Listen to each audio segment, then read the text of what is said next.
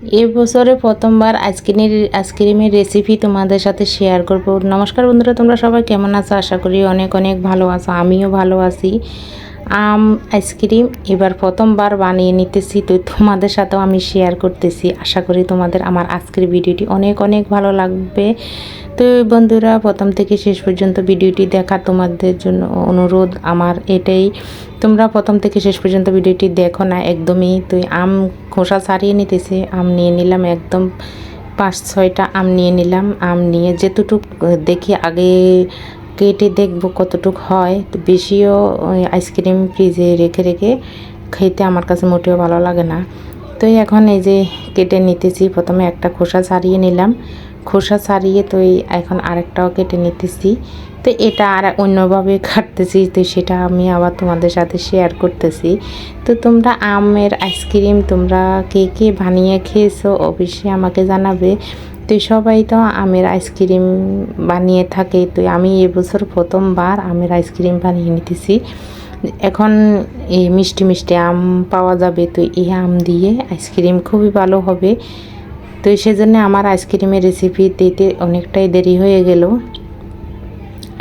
তো এখন এই যে সবগুলা আম আমি কেটে নেব, তোমাদের সাথে কথা বলতে বলতে সবগুলা আম আমি কেটে নিতেছি। এই যে দেখো, তো সবগুলা 3টা আম আমি রেখে দিলাম, আর সবগুলা আম এখানে ব্লেন্ডার করে নেব। দেখো অনেকটাই হলো, তো খুব ভালোভাবে স্মুথভাবে ব্লেন্ডার করতে হবে, যাতে কোনো এই আঁশ না থাকে। যদি গোটা গোটা থাকে আইসক্রিমটা খুব ভালো হবে না।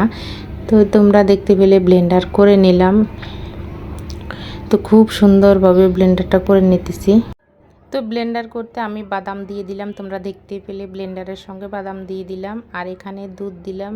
তো তোমরা পুরো ফ্যামিলির ভিতরে যতজন সদস্য আছে ওই বুঝে তোমরা মাপটা দিয়ে তোমরা আইসক্রিমটা বানাবে। আমি কোনো মাপ বলবো না, তো আমি এখানে যতটুকু আইসক্রিম হয় অতটুকুই বানিয়ে নেব। আম যতটুকু হলো, তো এখানে দুধ দিলাম, আর দেখলা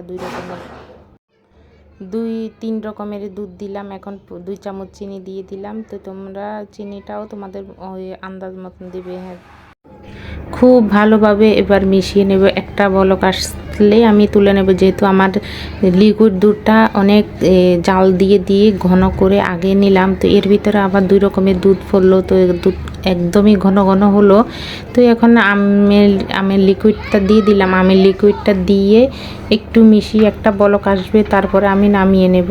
এখন একটু দলা পেকে পেকে আছে, সমস্যা নেই। যখন এভাবে খুব ভালোভাবে মিশাতে থাকবো তখন এমনি মিশে যাবে, কোনো সমস্যা নেই। তো এই বন্ধুরা, এই যে দেখো খুব সুন্দরভাবে আমি মিশিয়ে নিলাম। তো এখন তো ফ্রিজে রাখা যাবে না, ঠান্ডা হবে, তো পরে আমি রেখে দেব। তো তোমরা বলো তো আমার ভয়েস ঠিকঠাকভাবে শোনা যাচ্ছে নাকি? আমি তো ভয়েস দিতে আমার খুব সমস্যা হয়, অনেকে বলে আমার ভয়েস নাকি ভালো আসে না। তো আজকে দেখো আমি অনেক চেষ্টা করতেছি, যদি একটু সমস্যা হয় আমাকে আবার বলবে যে দিদি তোমার ভয়েস শুনতে ভালো লাগছে না বা কোনো সমস্যা। তো তাহলে দেখি পরবর্তীতে আমি আর ভয়েস দেব না, এমনি আমি ভিডিও করব। তো এখানে দেখো আমি আইসক্রিমের যে কোটোটা আছে ওটার ভিতরে রেখে উপরে একটু বাদাম ছড়িয়ে এখন ফ্রিজে রেখে দেব। ফ্রিজে রেখে দিব, একদিনের জন্য ফ্রিজে রেখে দেব। তো এখানে দেখো 2টা বক্সে হলো, একটা দইয়ের বক্স আর একটা আইসক্রিমের বক্স। তো 2টা বক্সে আমার খুব সুন্দরভাবে একদম বরাবর হলো।